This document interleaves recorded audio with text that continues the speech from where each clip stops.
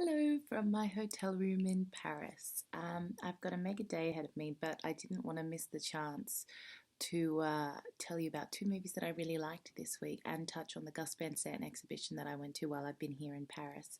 I've tried to record this about 5 times and I was just way too tired, so I had to duck out and get a croissant and a coffee, as one does when one is in Paris. Now here we go.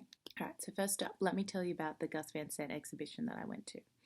So it's currently playing at La Cinémathèque Française, I think that's how you say it, and it's a career-long retrospective of the American film director, screenwriter, painter, photographer, musician, and author. I had to check my list for that one. I think that's just a few less careers than Barbie has. I don't know. He's probably catching up.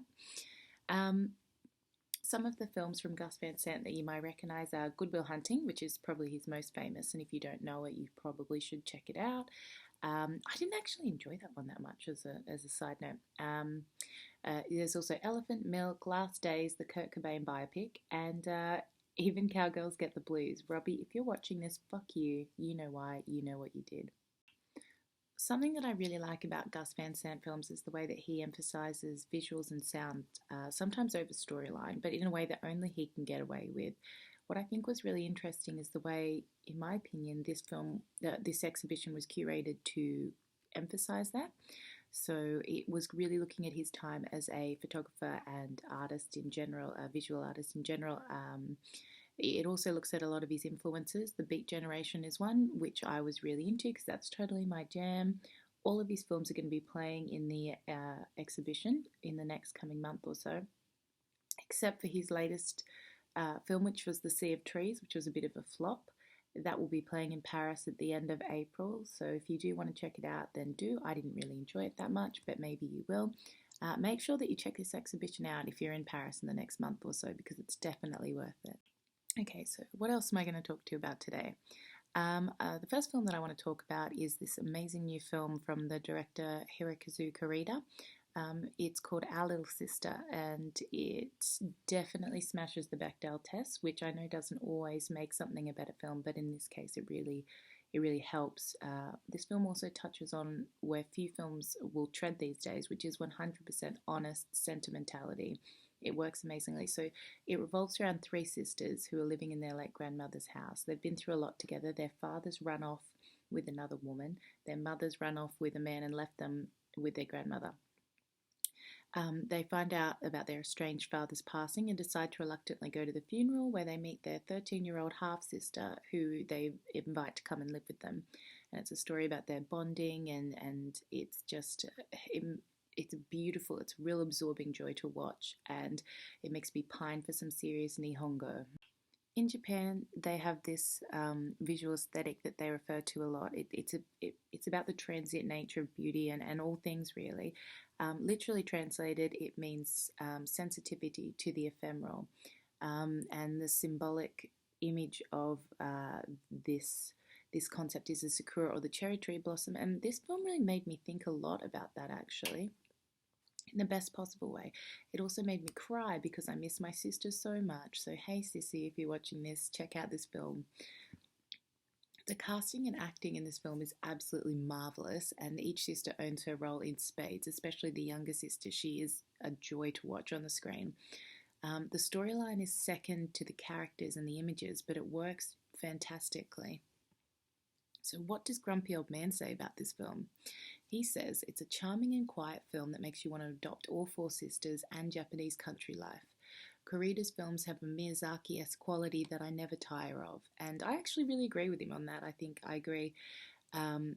You really do want to adopt all four sisters, or maybe not adopt. I would like to be one of them, and yeah. So see it or nah. I could talk about this film forever. Honestly, it's so beautiful. It's everything I love about Japan in a film. So see it or nah, definitely do see it.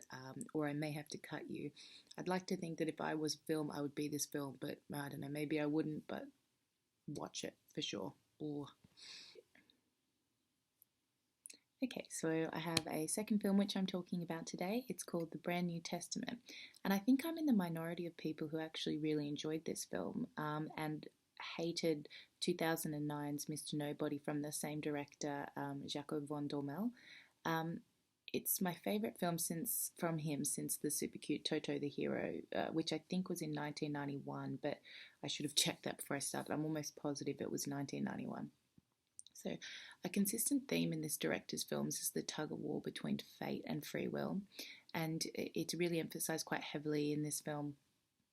It's a black comedy fantasy, and it sets up this world where God is an arrogant butthead who spends his time behind his computer screen purposefully trying to make people miserable. He lives with his daughter and his aloof goddess wife. So God's daughter wants to free the world from her jerk father, so she hacks into his computer and sends a text message to everyone in the world telling them how much longer they have left to live, what time they're going to die. So once everyone realizes that this is for realsies, the world slowly adjusts to this sweet new social order. It's I think it's really funny. So visually, the film reminds me of a Terry Gilliam film from Monty Python. You'll recognize him. And the quasi-noir palette, the way that it's shot and the way that it's played up on the screen, it only adds to accentuate the dark quirkiness of this film. And to put it in short, it's sweet, dark, and fab. The reason that I keep pausing and saying everything with a question mark or I don't know, what would you say, maybe I'm talking in italics, is because I'm just really surprised at the amount of people that didn't enjoy this film, including Grumpy Old Man, who says, "You'd think that a film that has the balls to portray God as a mean Belgian slob and ask Catherine Deneuve to have a passionate affair with a gorilla would be outrageous and hilarious. Wrong, dead wrong, wrong, wrong, wrong, wrong fucking waste of my time." What? It was great. It was really funny. See it or not? I want to say see it, but now I'm a little bit worried. In my opinion, I think you should watch it. It's coming to cinemas near you soon, so keep an eye open for it. And with that, I think my coffee will have kicked in about now, so I'm going to explore Fair Paris. I'm going to a Velvet Underground exhibition, and then I'm headed home. So thank you so much for watching again. Make sure that you subscribe by clicking the link below because it makes me look good. And check back in next week for more of this rambling face. I'll link all of the things that I reference in the description below, including the Gus Van Sant exhibition and the Velvet Underground exhibition if you're interested in checking that out. So yeah, I'll talk to you next week. Bye!